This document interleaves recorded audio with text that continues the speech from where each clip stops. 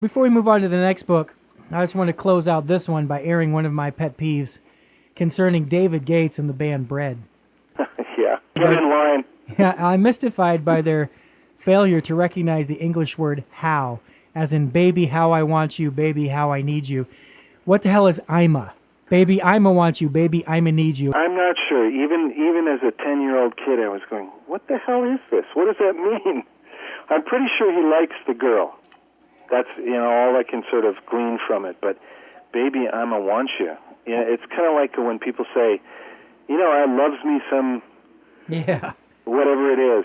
I loves me some In-N-Out burger. Couldn't you just say you enjoy that or you like that while you suddenly doing this weird idiom? But I think that's kind of the David Gates thing with baby I'ma. Yeah, I mean, if no appropriate English word exists for something, make something up. But if a very commonly used word already exists, imagine the song if he sang "Baby, How I Want You, Baby, How I Need You." Fine, I'ma. Anyways. Good. You feel better? No, I feel worse. And now my friends are going to tease me about it. I'm probably going to get voicemails with "Baby, I'ma Want You" on them now. Oh yeah, they're going to make you pay now. I should have kept it to myself. Okay, well, in 2000, you published Night Moves, pop music in the late 70s. Time-wise, this one picks up where the first book left off and completes the decade.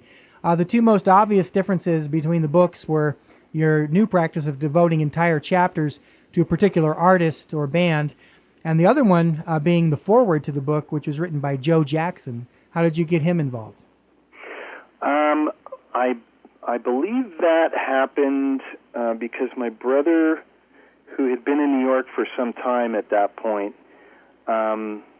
met Joe's manager, and maybe Joe probably at some live music event, and kind of hit it off a little bit, enough that they were in touch, and we were looking for somebody appropriate with a little perspective on the era to write something, and much to our surprise, he was among the first people we asked, and he said yes. So that's cool. Now, if you could have had anybody write the foreword for the first book, I'm thinking maybe David Gates. I'm kidding. Let me see now. We actually had a phone call with Donny Osmond. Oh, okay. When the first book was being written, because he was up in Toronto doing Joseph and the Technicolor Dreamcoat. Yeah, he was good in that. Yeah, he was kind of getting into the musical theater thing, and he was up there for quite a while, and because I knew a bunch of musicians in the pit band, somebody put me in touch with him, and he said he would love to, and he had a lot of opinions, of course, about the music of that era, but he said he just knew so many of the people that he felt like he couldn't give his tacit approval to everything that we were saying in the book, because some of it was kind of, snippy and a little mean. Yeah, well, I can see that. If I'm honest. Earlier I asked why you used Precious and Few for the title.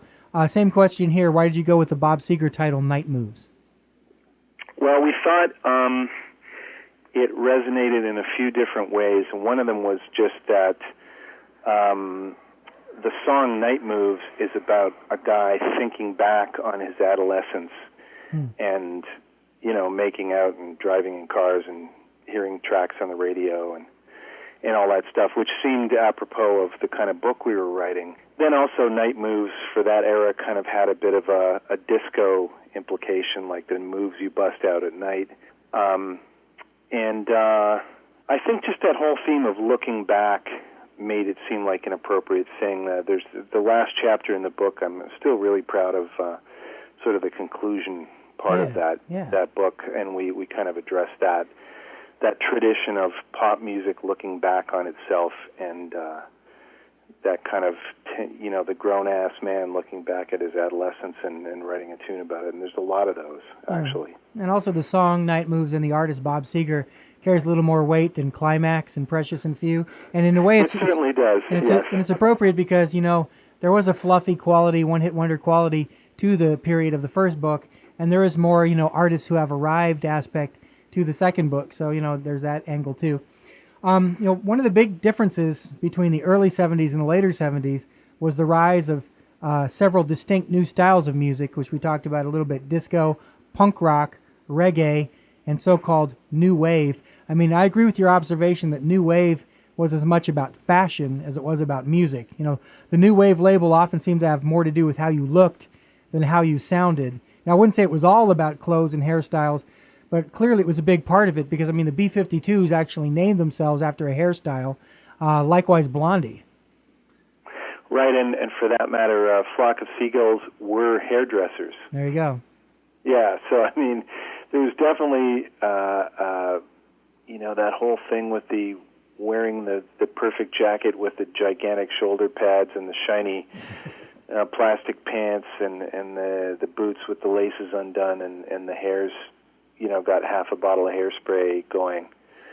That's a thing, and I think that's part of what helped the police skate in because they all dyed their hair blonded, and it was all kind of spiky, and they kind of fit the bill in a vague way, like, oh, we can put these guys in this new wave box for a while, and that'll fit them. Well, I mean, a couple of records later, it was obvious that they were way more than that, but it was just kind of the music business looking for square pegs for square holes. I mean, they were calling Devo new wave, they were calling the Knack new wave, they were calling the Cars new wave, and the Cars would probably be my favorite in that bunch because of the thick keyboard sounds and the Elliot Easton's guitar and the tightness of the songs I liked. I like the Police too, but new wave, it just seemed kind of like a meaningless, generic kind of term.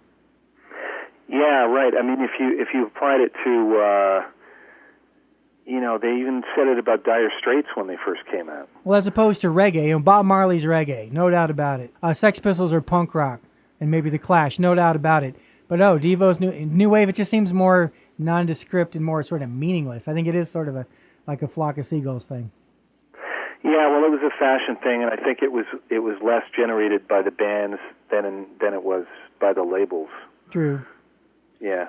Speaking of labels, this was also the era of the blockbuster, the massive sellers, Frampton Comes Alive, Fleetwood Mac's Rumors, Saturday Night Fever soundtrack, which spawned this bigger is better mentality in the industry. But you made the point quite humorously that bigger is not always better when you describe Debbie Boone's huge seller, You Light Up My Life, as being platinum bland.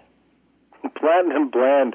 Yeah, and I think it was that record we described its long stretch of being number one on the charts as a national nightmare. Right, but I mean, you guys should win an award just for platinum bland. Yeah, we were proud of that one when we came up with that.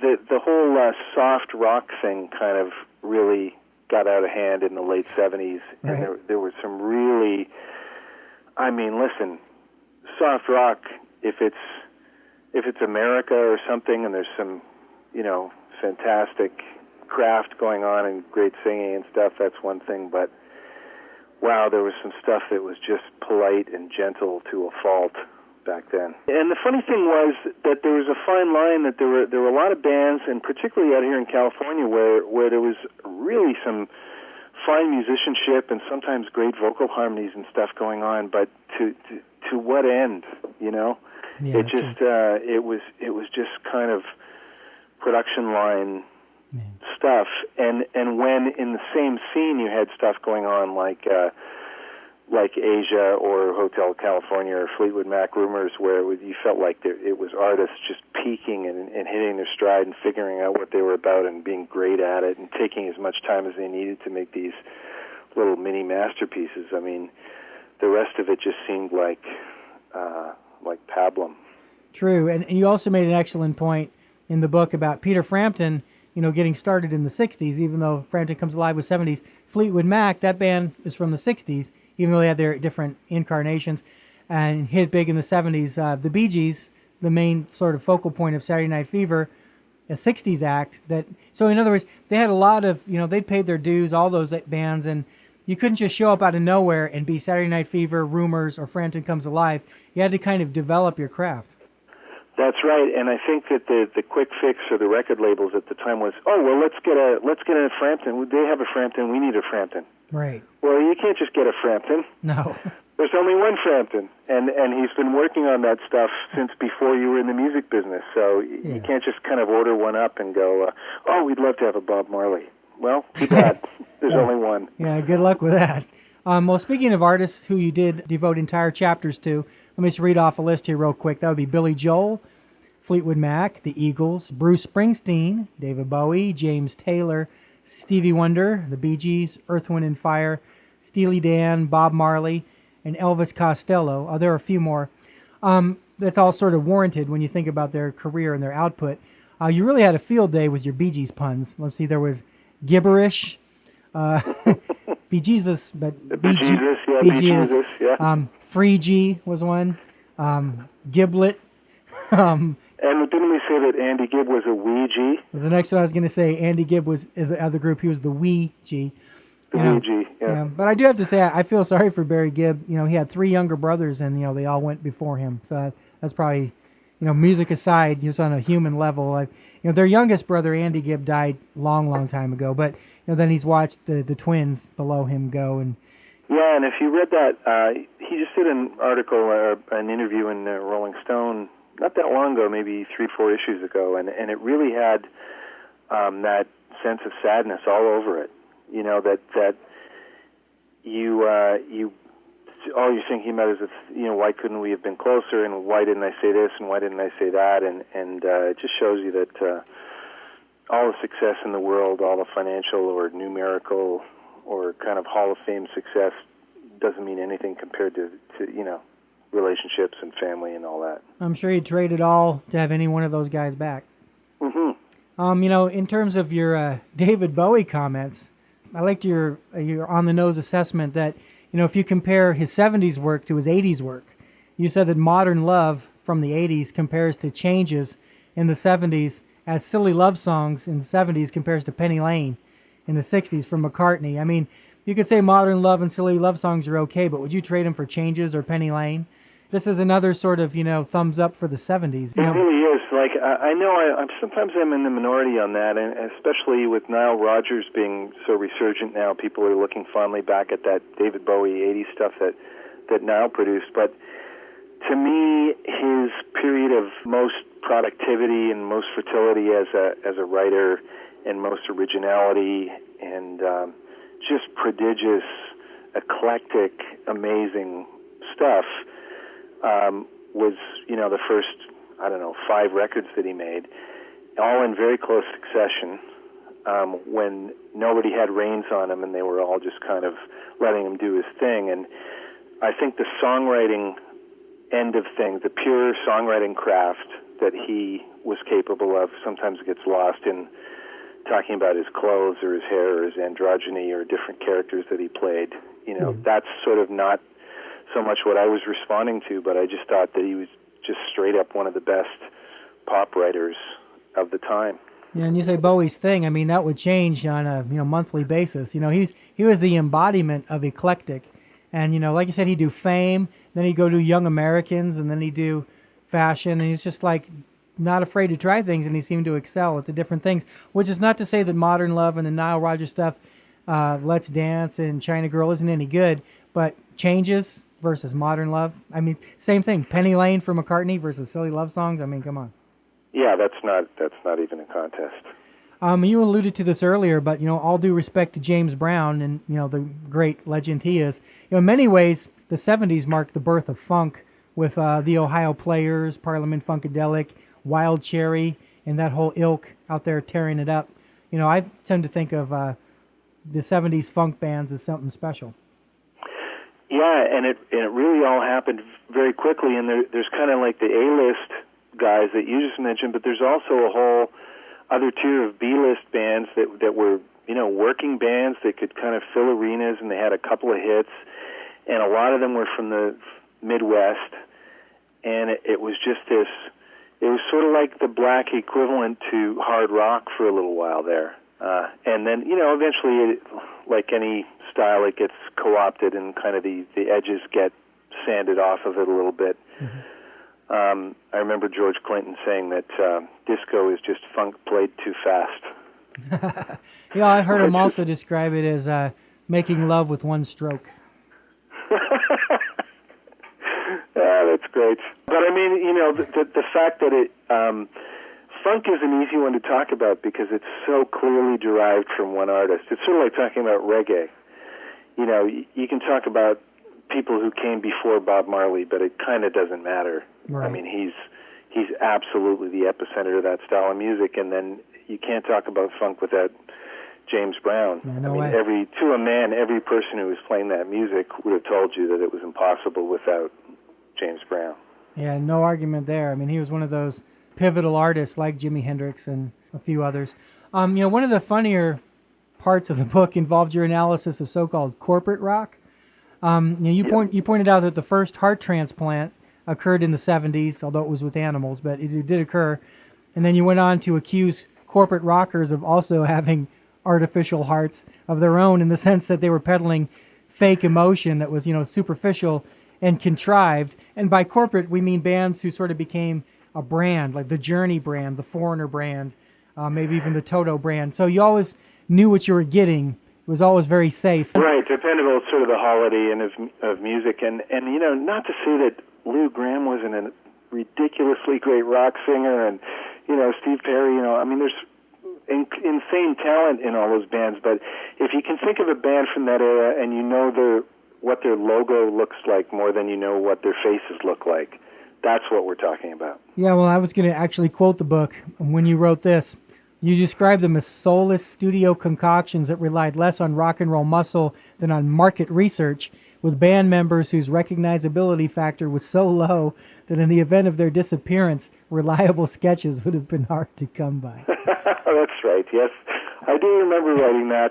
I mean, ask somebody, what Ross, the bass player from Journey, looks like, and most of them will be like, who knows? Then they can probably, pick Steve Perry out of a lineup and maybe Neil Schon, but in terms of the corporate, I mean, that seemed to be like a reaction to Frampton Comes Alive when it sort of became a quote-unquote product.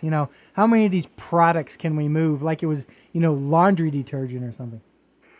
Yeah, and I think 15 years later, I feel a little bit more sympathy for the bands in that situation, less disdain and more sympathy, because I think I'm a lot more in touch now with just how manipulative and iron-handed record labels can be when it comes to, decisions being made.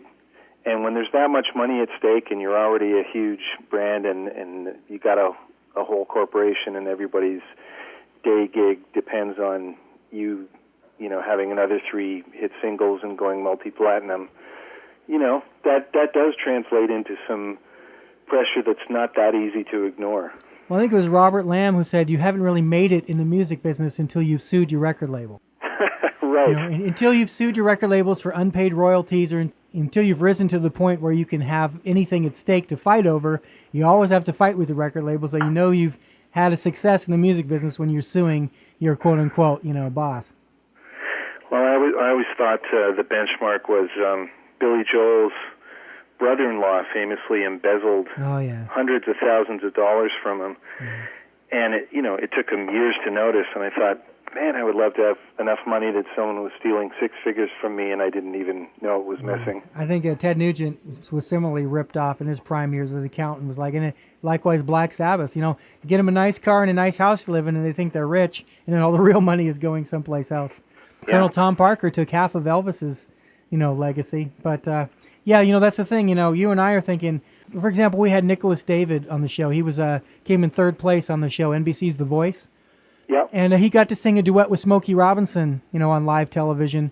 And that's worth more to him than, money. And you and I would feel that way. But somebody else would be like, oh, I can have $400,000 or sing with Smokey Robinson? Show me the money, because they're in a different mindset, Yeah, it's.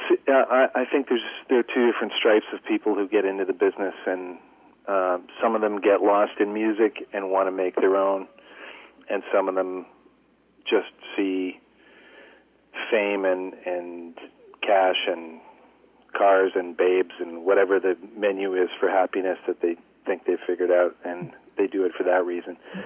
And then there's people like the Beatles who wanted the chicks and the money and the fame and the music. Sure, and they had the chops to pull it off. Well, I think it's someone like David Geffen, who was a businessman who recognized he really couldn't create music or art, but that he had a gift for sort of, facilitating others.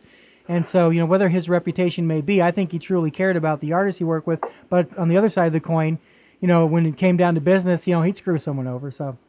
Yeah, well, I mean, business was business to someone like that, but at least it was what I was saying to you earlier, which is that the music business used to be run by music practitioners and music fans, right, as opposed to, second-tier corporate people working for the parent company who in their heads see no difference between music and any other product that's in the corporate umbrella. So where are today's, Ahmed Artigans and the Verve guy, Creed Taylors and stuff?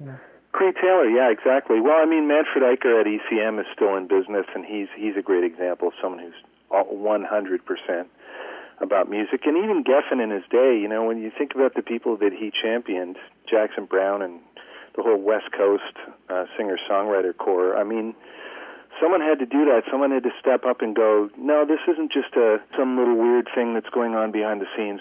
I think this is going to be compelling for all of America, and I need to bring it to them, Yeah, I do. I can tell, we watch a lot of the same documentaries, I think. Yeah. I want to get back to something else that you mentioned in the book, and I want to explain to the listeners that as much stuff as we talk about, these are 2 full-length books. There's a ton of stuff we're not, and if you like the gist of where we're going, there's a whole lot of really fun to read. I would say if a person is not of the 70s generation, it's still fun to read, but it's kind of like a must-read for people our age. One of the things you pointed out was sometimes a word would become popular, like the word boogie. I hadn't really thought of that before, trends in slang and terminology, but look, in the 70s you had Boogie Child, Boogie Fever, Boogie Nights, Boogie Shoes, I'm Your Boogie Man, Boogie Wonderland, Boogie Oogie Oogie, Get Up and Boogie, Blame It on the Boogie, and those are actually all pretty good songs, so maybe there is some sort of magic in that word. Yeah, maybe there is, but I think the better argument is maybe that dance music, which most of that was, would have been great, whatever little silly thing it was grabbing onto. Like I'm always the guy who says, I hate to tell you, but actually disco didn't suck. Well, now let's take another Brass Transit detour. It's time for more music. This time we're going to hear an original song done in the style of Chicago. I can definitely picture Bill Champlin or Peter Cetera sinking their teeth into it. And you wrote it, so how did you happen to write this one? Well, the one thing that we didn't have represented on the album, which is a major piece of the puzzle for Chicago, is that period in the 80s where they were doing those records with David Foster, and it was a little bit more of kind of the L.A. sidemen and the big bombastic power ballads and that kind of thing. And I thought, we could try and give that treatment to something from the early 70s, but there really isn't anything in that mold from that era. And so I took it upon myself to write something in the style, which, we've done live a couple of times, and people don't bat an eye. The people who aren't hardcore Chicago fans all think it's a Chicago song. So I guess the magic trick worked. Well, let's check this one out. This is Brass Transit performing the original Don Breithaupt composition, Last Time, This Time.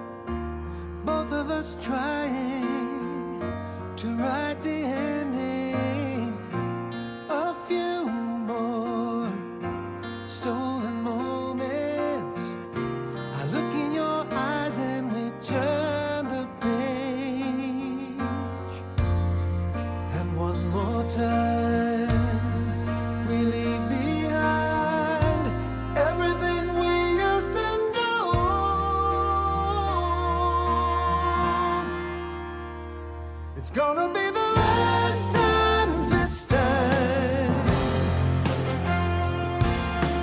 We say our last goodbye. The last time, this time. We say goodbye again.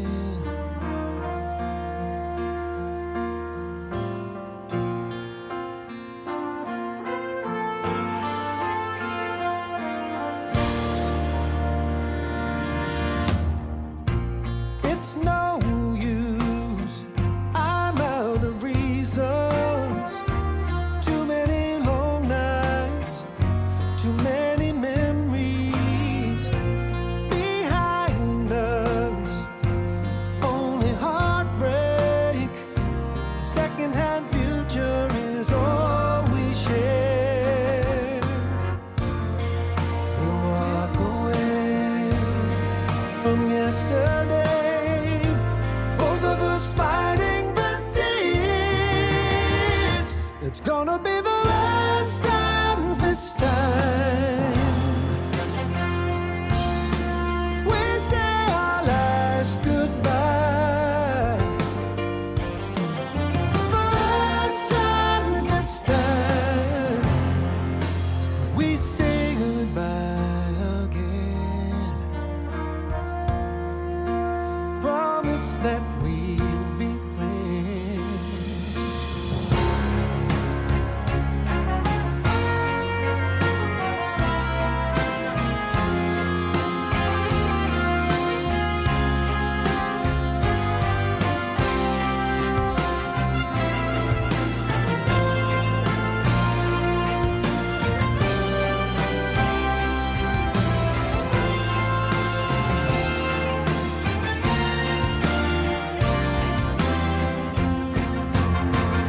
It's gonna be the last time this time. We say our last goodbye. But the past will find us. No matter when we hide. It's gonna be the last time this time. We say goodbye again. Promise that we'll be friends until the next time.